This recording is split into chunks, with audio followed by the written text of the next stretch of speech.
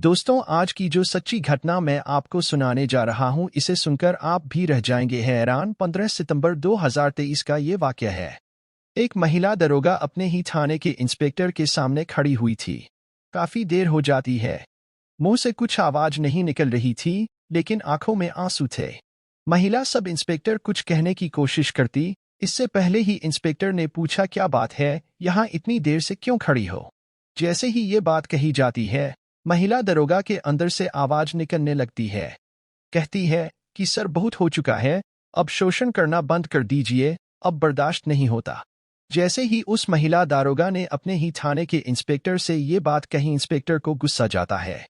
गुस्सा आने के बाद एक कई गंदी गंदी गालियां भी जाती है।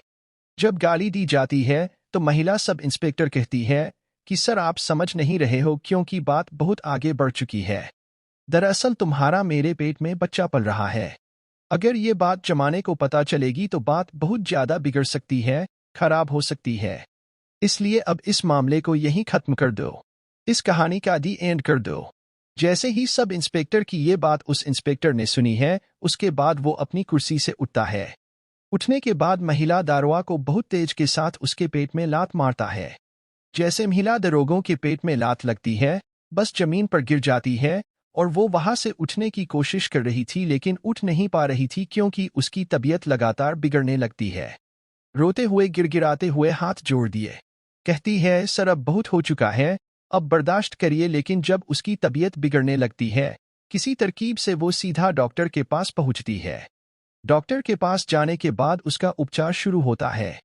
लेकिन डॉक्टर जब उसे कहता है कि तुम्हारा पेट में जो बच्चा बन रहा था, दरअसल वो मर चुका है, इसलिए हमें तुम्हारा गर्भपात करना पड़ा। के बाद महिला दरोगा रोने लगती है और उसके बाद फिर एक बार इंस्पेक्टर से बातचीत होती है और उससे रोकने की कोशिश कर रही थी, लेकिन इंस्पेक्टर अपनी मनमानी पर उतारू था। लेकिन ये बात अब दो लोगों के बीच में थी। लेकिन डॉक्टर के पास से बात पहुंच जाती है और ये बात धीरे धीरे फिर लोगों तक पहुंचना जब शुरू होती है, उसके बाद ये अखबार, सोशल मीडिया के माध्यम से जो लोगों को पता चलती है, तो पूरे प्रदेश में उस इंस्पेक्टर की जो करतूत थी वो सामने आती है। तो लोगों को बड़ी आश्चर्य हो रहा था। हैरानी हो रही थी कि जो महिला दूसरों को इंसाफ दिलाने के लिए इस वर्दी पहनती है, दरअसल वो खुद ही शोषण हो रही है। आज कहानी उसी महिला दरोगा की है। आज कहानी उसका शोषण करने वाले उस इंस्पेक्टर की कहानी है। आदाब, नमस्कार, सत श्री अकाल। मैं उस्मान सैफी। आज की जो सच्ची घटना मैं आपको सुनाने जा रहा हूँ, सच्ची घटना है बिहार प्रदेश की राजधानी पटना की। घटना का ही एक थाना लगता है जक्कनपुर। जो जक्कनपुर थाना कैंपस के अंदर जो सरकारी आवास बने हुए थे, उसी सरकारी आवास में एक महिला दरोगा जब बेड पर लेटी हुई है, अचानक इसकी आंख खुलती है। आंख खुलने के बाद उसने जो अपने शरीर पर हाथ फेरा तो पता चलता है कि उसके तन पर एक भी कपड़ा नहीं था। वो बिना कपड़ों के लेटी हुई थी। एकदम से अपना आप को समेटती है और इधर उधर देखती है। इधर उधर देखने के बाद उसकी नज़र पहुंचती है घड़ी पर, और घड़ी पर जैसे नज़र पहुंचती है तो सोचती है कि अभी तो कुछ देर पहले वो ठीक ठाक थी, लेकिन यहाँ कैसे इस सरकारी आवास में? और वो सरकारी आवास में एक फोटोग्राफ्स भी लगा हुआ था। वो फोटोग्राफ्स किसी और का नहीं, थाने के ही इंचार्ज का फोटो होता है। वो समझ जाती है कि मैं इस थाने इंचार्ज के कमरे के अंदर हूँ, उसके ही घर में हूँ। तभी उसे याद आता है कि कुछ देर पहले की तो बात है। कुछ देर पहले ही इस थाने के इंचार्ज ने कहा था कि अमिता, तुमसे बहुत जरूरी काम है। एक केस के सिलसिले में बातचीत करनी है, तुम जरा घर पे आना, तुमसे बात करेंगे। जैसे ही महिला दारोगा को ये बात कही जाती है कि इसके सिलसिले में कॉन्फिडेंशियल बातचीत करनी थी, तो वो अपने सरकारी आवास पर उसको बुलाता है। जैसे ही महिला दरोगा सोफे पर बैठी हुई थी, इसी बीच में इंस्पेक्टर पहुंचते हैं और पहुंचने के बाद उसने रसोई में जाते हैं। वहां से आवाज लगती है कि अमीरा, क्या तुम चाय पियोगी, कॉफी पियोगी? तो कहती है, नहीं नहीं सर, नो थैंक यू। जब वो कॉफी के लिए मना करते हैं तो कहते हैं, कोई दिक्कत नहीं, और बातचीत करते करते हम लोग कॉफी भी पी लेंगे और तुम परेशान मत हो, मैं बनाकर लेके आता हूँ। जैसे ही कॉफी बन के आती है, उस महिला दरोगा को कॉफी दी जाती है। महिला दारोगा कॉफी पीकर वो सोफे पर बैठी हुई थी और बैठे बैठे कब उससे नींद आ जाती है, उसको पता ही नहीं चलता। आंख खुलती है तो पता चलता है कि अपने ही थाने के इंस्पेक्टर जो होते हैं, उसके ही सरकारी आवास में जो बेड होता है, उसका बिस्तर होता है। उस बिस्तर पर बर्फ न्यूड अवस्था में थी, बिना कपड़ों के लेटी हुई थी। तब उसे समझ आता है, उसकी आंखों से आंसू निकलने शुरू हो जाते हैं। रोती है, गिड़गिड़ाती है, कहती है कि सर आपको पता नहीं आपने क्या कर दिया है। बट जैसे ये बात की जा रही थी वो रो रही थी और इसी बीच में रोते रोते रोते एक आवाज आती है कि अमिता परेशान होने की जरूरत नहीं है। तुम बिना कपड़ों में बहुत अच्छी लगती हो, यकीन ना हो तो देख सकती हो। जैसे ही बिना कपड़ों का फोटोग्राफ, बिना कपड़ों का वीडियो इस अमिता को उस थाने के इंचार्ज ने दिखाया, उसके पैरों जमीन खिसक जाती है। वो कहती है कि मेरी शादीशुदा जिंदगी में तुम बर्बाद करने पर क्यों तुले हो। वो रोती है, पैरों में पड़ती है, लेकिन इंस्पेक्टर कहता है कि यहां से ये बात निकल कर कहीं दूर जाती है। समझ लेना, ना केवल तुम्हारी नौकरी जाएगी बल्कि तुम्हारी इज्जत भी जाएगी, साथ ही शादीशुदा जिंदगी भी बिल्कुल पूरी तरह से तबाह हो जाएगी। जैसा कहता हूं वैसे ही करती रहो। उस महिला दरोगा के सामने अब कोई ऑप्शन नहीं बचा था। उसे नौकरी भी बचानी थी, अपना परिवार भी बचाना था, इसलिए वो चुपचाप वहां से चली जाती है। लेकिन उसे ये लग रहा था कि शायद ये आखिरी दिन है। वो आखिर नहीं था वो, क्योंकि लगातार अब जैसे मन करता था उस इंस्पेक्टर का, वैसे ही किसी ना किसी बहाने से वो बुलाता था और उस महिला दारोगा का रेप करता था, बलात्कार करता था, और वो चाह के भी कुछ भी नहीं कर पाती थी क्योंकि ये सिलसिला लगातार जब चलता चला जाता है, इसी बीच में वो गर्भवती हो जाती है। और अपने गर्भवती होने की बात जब उस इंस्पेक्टर से कहती है तो इंस्पेक्टर साहब कहते हैं कि तुम मुझे जानती नहीं हो कि मैं कितना पावरफुल हूँ। दरअसल लगभग तीसरा साल मुझे इस थाने में होने वाला है और मुझे यहाँ से हटाने वाला कोई है नहीं, और फिर भी उसके बाद भी तुम इस तरह की बातें कर रही हो।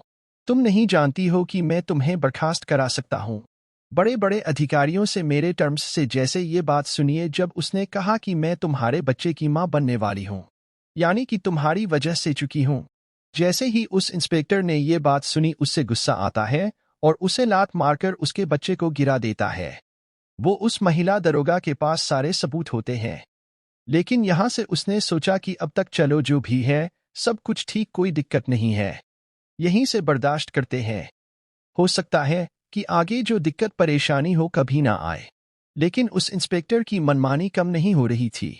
एक आध महीना फिर गुजर जाता है, लेकिन जब एक आध महीना फिर गुजर जाता है, लेकिन अब जब तक अभी तक तो शायद किसी को ये बात मालूम नहीं थी। लेकिन एक दिन थाने के अंदर ही महिला दरोगा और इंस्पेक्टर के बीच में इतनी बहस होती है कि यहाँ पर जितने भी साफ वाले तैनात होते हैं, चाहे वो होमगार्ड हो, चाहे वो अन्य पुलिसकर्मी हो, या फिर अन्य दरोगा हो, या और कोई ऑफिसर हो, या इवन सकते हैं कि फरियादी हो, उनके सबके सामने यहाँ पर इतना हंगामा होता है।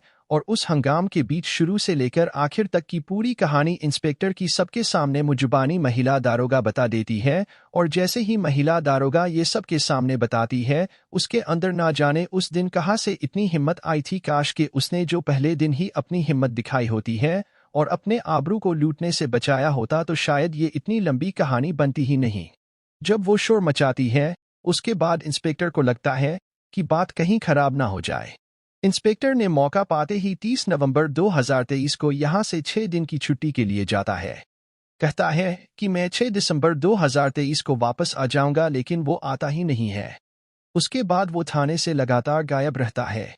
ये महिला दारोगा होती है, ये भी गायब हो जाती है। अभी झगड़े की सूचना लोगों के पास तक थी। अभी ये काफी वक्त बीत जाता है, यानी कि 15 जनवरी 2024 तक ये इंस्पेक्टर थाने में पहुंचता ही नहीं है। इसके बाद ये महिला जो होती है अपने पति और एक रिश्तेदार के साथ सीधा पटना के पुलिस मुख्यालय में पहुंच जाती है।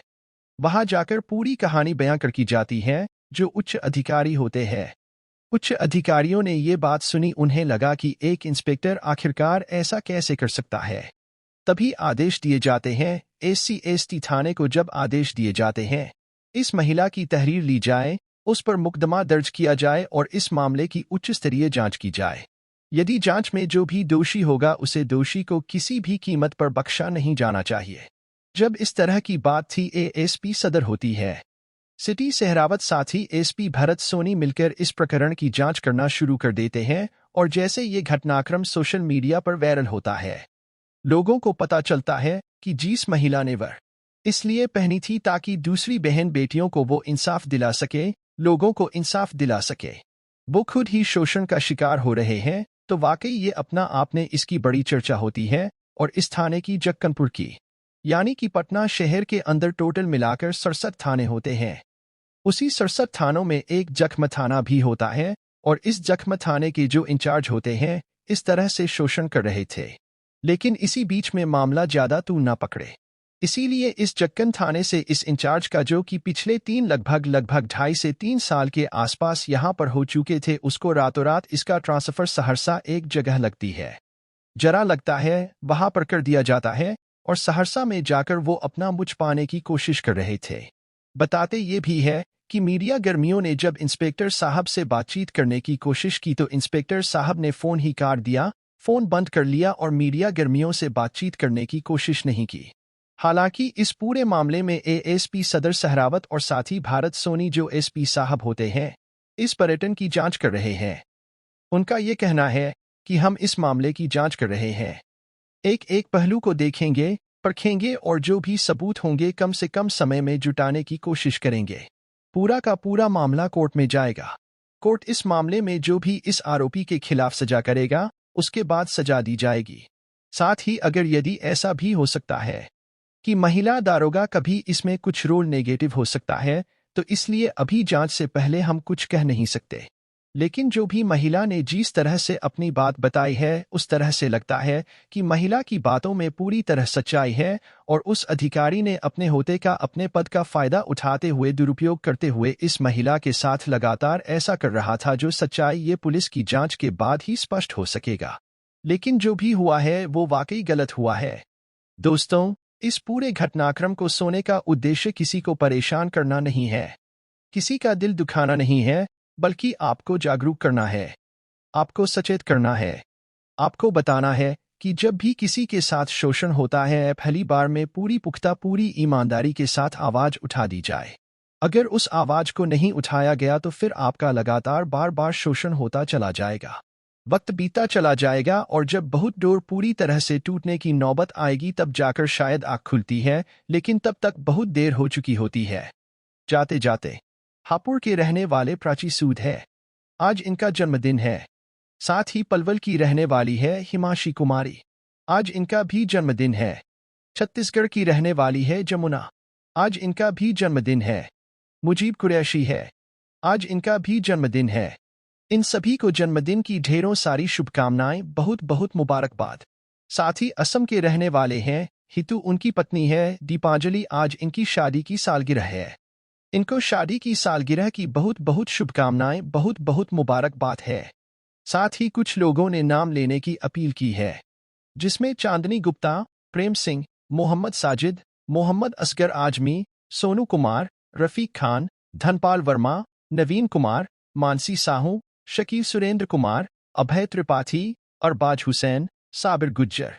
दोस्तों, उम्मीद है आज की हमारी वीडियो आपको पसंद आई होगी। मिलते हैं अगली वीडियो में एक नई जानकारी के साथ। जय हिंद, जय भारत।